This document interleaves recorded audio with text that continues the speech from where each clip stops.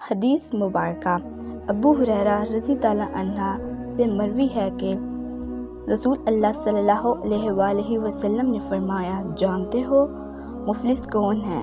صحابہ نے کہا، ہم میں سے مفلس وہ ہے جس کے پاس نہ درہم ہے، نہ دینار، نہ کوئی ساز و سامان۔ آپ نے فرمایا، میری امت کا مفلس شخص وہ ہے جو قیامت کے دن نماز، روزہ اور زکوٰۃ لے کر آئے گا۔ ایک شخص آئے گا جسے اس نے گالی دی ہوگی، کسی پر تہمت لگائی ہوگی، کسی کا مال کھایا ہوگا، کسی کا خون بہایا ہوگا، کسی کو مارا ہوگا۔ اس شخص کی نیکیوں میں سے اسے بھی دے دیا جائے گا اور اسے بھی دے دیا جائے گا۔